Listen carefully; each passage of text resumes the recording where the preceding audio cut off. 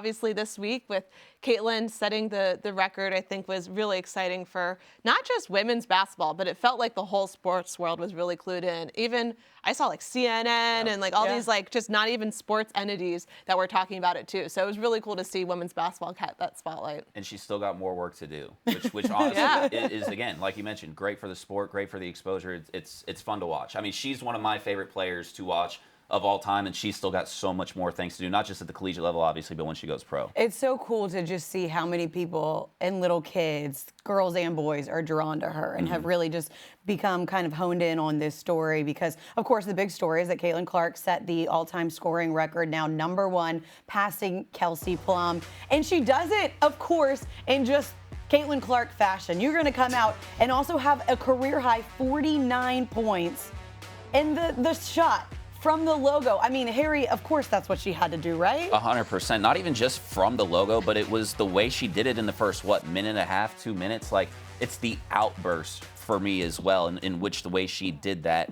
And obviously, again, so many exciting players. I mean, this is an incredible list, but when I think of players that you have to drop everything for and watch, her style of play is what comes to mind. And, you know, she mentioned she didn't want them to stop the game. Hey, she did her damn best to make sure to make that impossible, did she not, with how she came out with it and then the shot as well. So it was incredible.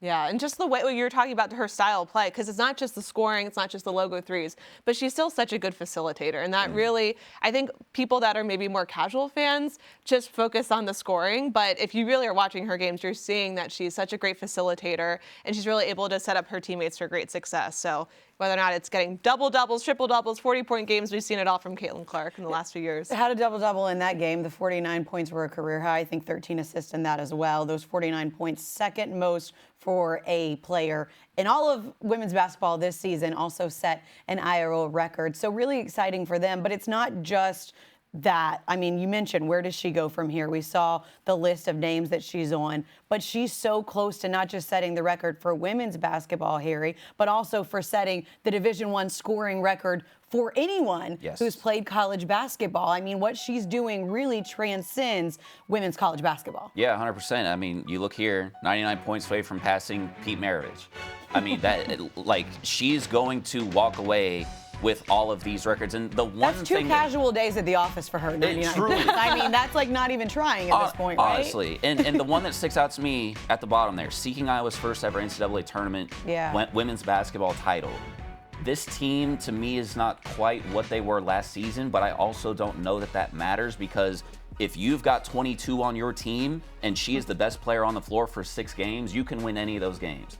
And I say that as somebody that I am a big South Carolina believer. I feel like they're out for revenge, but it's hard to see what Caitlin Clark has been doing and continuing to elevate her game and not feel great about what this Iowa team could possibly do in the tournament. It feels like, too, when you have that type of competitor, Alexa, like that mindset, she can go out and say, okay, I'm going to find a way to change the game. And as you mentioned, it's not just scoring, it's facilitating, it's all of the other things that she does. With that in mind, of course, they're trying to win a championship. They're looking to win the Big Ten title outright for the first time. What's the ceiling for this Iowa team? I think this Iowa team wants to get back to the Final Four. And what you were saying, I could not agree more with. If you have Caitlin Clark on your team, really when you have the best player in college basketball in, years on your team, you can't ever count them out.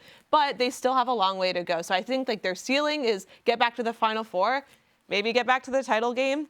I think it's a lot going to matter about the bracket and who their matchups are, but their floor. I was going to say, let's make some people mad now. Yeah, I have some thoughts on that. No, I kind of what you were saying, maybe they're not exactly the same team they were last year, and they've struggled at times. Yes. They needed a buzzer beater to beat Michigan State. They struggled at Maryland. They struggled against Iowa State. Obviously, it's a rivalry game. But for me, it's, if Clark has an off night, or if her teammates aren't also having really productive scoring nights, or if that defense is struggling, if they face a player like Cody McMahon, who is just incredible, and she's so athletic and so hard to stop, and that's part of the reason why they lost that game against Ohio State, then I could see them potentially losing in the second weekend. But and among all of their success, she has continued to say, hey, yes, the scoring record is going to happen, but we got to stop blowing leads. We got to do better with clock management, all these different kinds of things. So as long as she is in that mindset and kind of making everybody around her better, you know, they're in it. They have a shot. I'm excited for the way the rest of their schedule shakes out, too, because they're off today, so you can focus on all of the other great things that we have happening in women's basketball. But they're at number 14, Indiana, Thursday, Illinois, Minnesota. And then they end the season with number 2, Ohio State, which is going to be so exciting if that Big Ten race is still as close as it is right now. We'll see. They're currently 1 game behind of Ohio State in the standings right now. Before we move on, one of the things that I think is so cool when you look at Caitlin Clark and what she does, of course we said, oh yeah, no big deal. She hit that 3 from the logo to set the record. Y'all, she shoots from everywhere, which I know people know.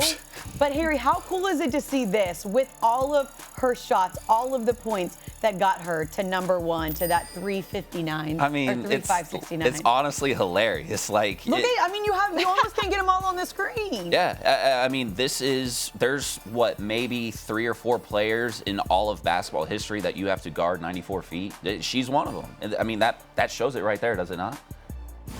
I mean, it really does. So impressive to see what Caitlin Clark has been doing.